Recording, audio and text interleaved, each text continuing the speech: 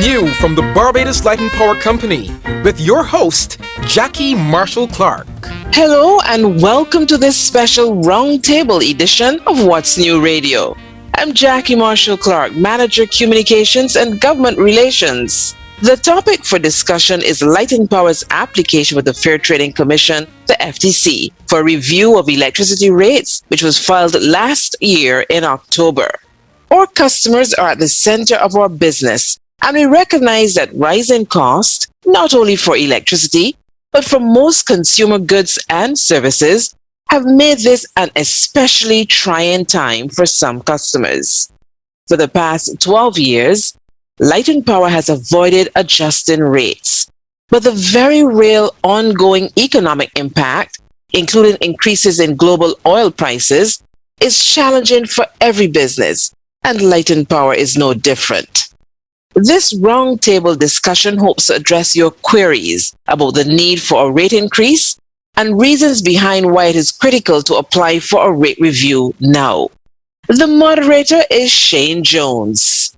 Welcome everyone to this Barbados Light and Power Company roundtable, where we're going to get to the heart of some of the questions that Barbadians, have been really asking at this time. And who better to hear from than, of course, the experts. We're hearing all sorts of things everywhere, but we need to hear from the experts to find out exactly what's going on. So we have Roger Blackman, who's Managing Director, Kim Griffith-Tanghal, the Director of Customer Solutions, Adrian Carter, who is the Manager of Regulatory Affairs. And we're going to get right down into it. And I want to start off with one of the questions that has been on a lot of people's lips. I'm going to go with you, Roger, for this one. What we want to know is, has the Barbados Light and Power really looked at everything, considered every option to avoid this situation where we're having to ask for a rate adjustment? Has every stone been turned, and have you made sure that everything has been done? Thanks, Shane, for that question. Yes. Rate applications for us are always a last resort. Before we go to the FTC, we have to be internally satisfied that we pull every lever available to us and consider all the options or alternatives before coming forward to ask for a rate increase. Since our last rate adjustment over a decade ago, in fact, back in 2010, we have worked diligently as a company to manage our operating costs, and we've re-engineered the business processes over that period. We've had an organizational review of our structure and made some adjustments there. And those types of initiatives have allowed us to avoid the need for a rate review over the past 10 years.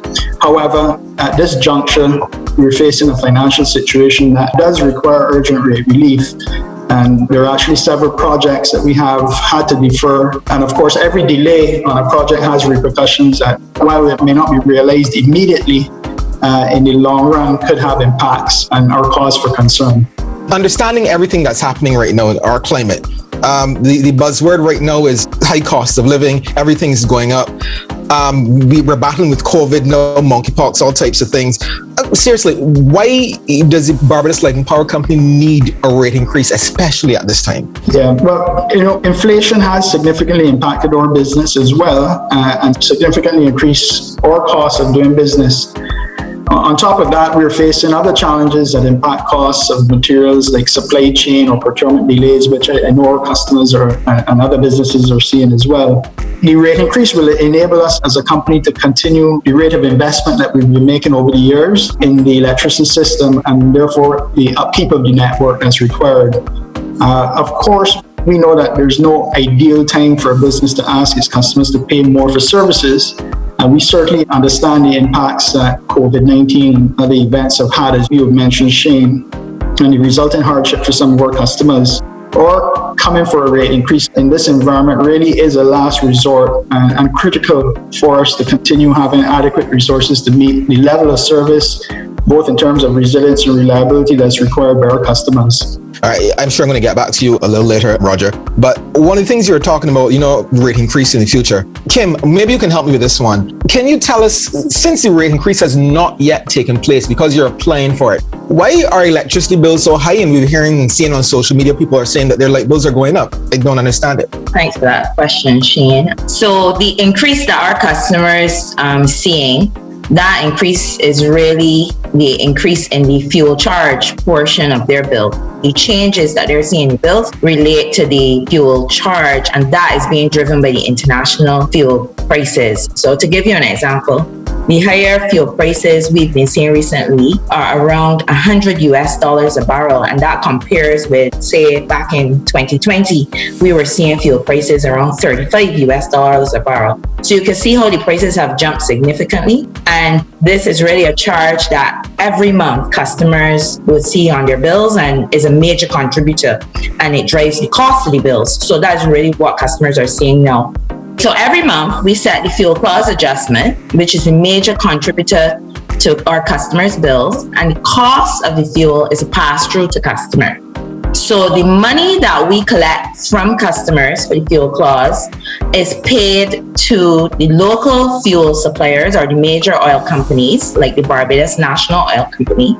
And we also pay the renewable energy suppliers who sell energy to the grid. And the renewable energy suppliers would include small residential customers as well as commercial customers who have PV systems that sell power into the electricity network, and we pay them credits or money for that power. So that is what is contained in the fuel clause adjustment and that we pay every month, and that's what really makes up the cost of fuel for customers on their bills. If I could just jump in here and just mention on top of what Kim said just now, the two are included in the fuel charge now, but we recognize that as time goes on and the renewable energy purchases increase, that it's important to be able to show that separately on the bill. And in fact, part of our application to the FTC is that going forward, we create an additional item in addition to the fuel charge that shows renewable energy purchases so that you can see clearly what's going to fuel, what's going to renewable energy purchases. Thanks so much for breaking that down. We understand a whole lot more, but still one of the things that I have to raise my hand and be honest about, maybe not understanding that much, is my bill. When I get my bill, I look at the total and I pay it. You know, I heard Kim talking about the fuel costs and being different from the base rate and all these things that may sound a little like gobbledygook to me. And I'm sure if it sounds like that to me, it may sound like that to a lot of people. So Adrian, this is where I want to bring you in. I want you to tell me a little bit more about how the electricity bill is made up so we can all understand better. Well, Shane, the fuel charge is one of 4 component charges of a customer's bills. And just to give a perspective on how much fuel prices impact how much customers pay for electricity, in 2020, the fuel charge accounted for 41% of a typical residential customer's bill. Today, the fuel charge now accounts for approximately 60% of that customer's electricity bill. And as a result of the increase in fuel prices, customers have seen bill increases of more than 50% since 2020. Again, primarily because of the high fuel prices. The other components of a customer's bill, the energy charge and the customer charge, which comprises Light and Power's base rate, have not changed in over 12 years. That is, the base rate customers pay today are the same as the base rates they paid in 2010. The cost of fuel, however, have increased substantially over the years. Looking at this entire situation, following in the media, there's so much information coming out. And one of the terms I keep hearing all the time is interim rate. It sounds to me like you want money now and money later too. Can you make it make sense for me? Going for a rate review is typically a lengthy process, and we knew that it could take as long as a year to complete. And so that, along with the fact that before even filing, we delayed coming on 3 occasions. We held off because, as you indicated, things have been tough. We had the pandemic nobody planned for, and then in 2021, we had the ash fall, we had a hurricane, and things never seemed like the right time to come. So we held off coming. We knew it was going to be a lengthy process, but we had already begun to see the financial strain on the business. So at the point when we filed, then we thought it would be important to ask for what we call interim rate relief. So the interim rate, Shane, is we're asking for the full rate to be implemented now at this stage and be allowed to charge that rate to customers now. And then the FTC, after they've heard the entire case, can determine whether we can continue to charge that rate to customers, or whether we need to refund customers with interest if in their view they don't believe that we're deserving of that level of rate increase. Okay, great. So Kim, now I understand what the interim rate is. I want to know how much it is. So I think I got to go to Adrian for that one. Adrian, if the FTC approves, if you get the interim rate, whatever happens, I have to pay it. What I want to know is how much is this really going to cost me? Can you give me some real, I want to know what the adjustment is, some percentages. Can you give me percentages or in terms of dollars and cents, what is the cost going to be?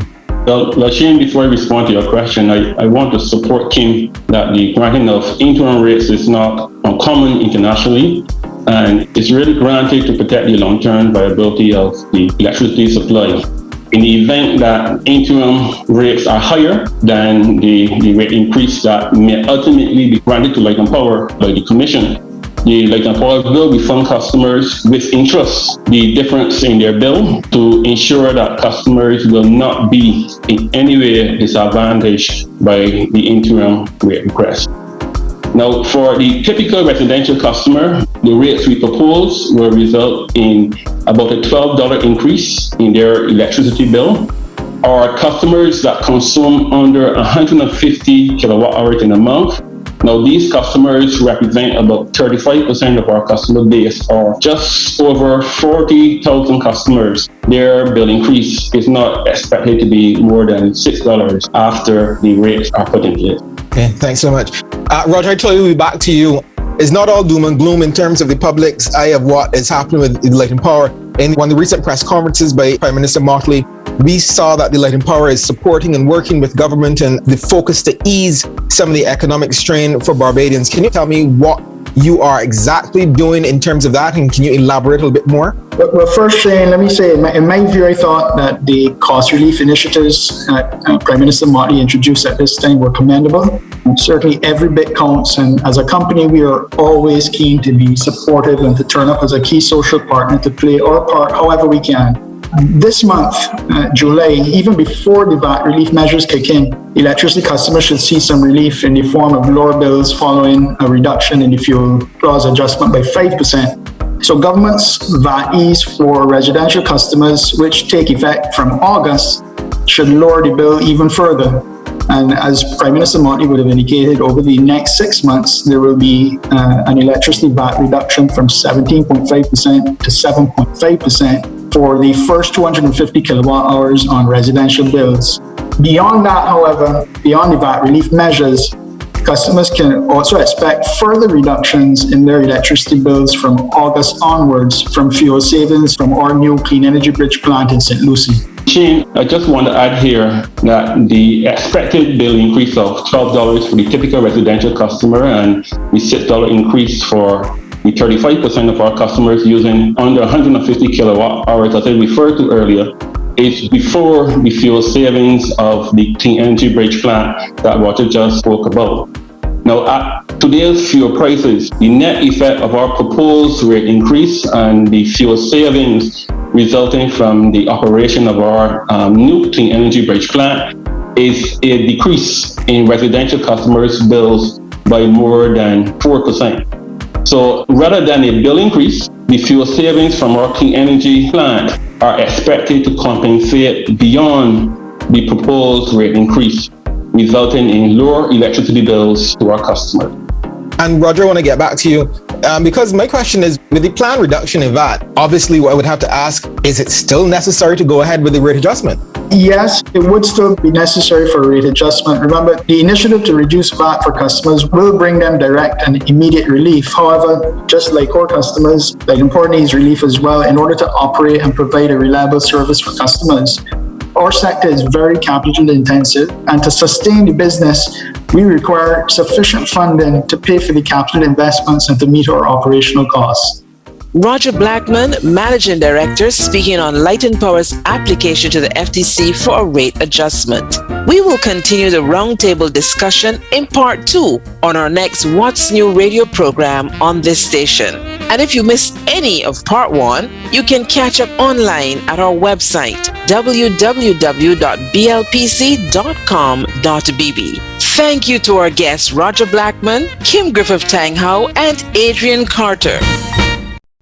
This program was produced for the Barbados Light and Power Company by SFA Communications.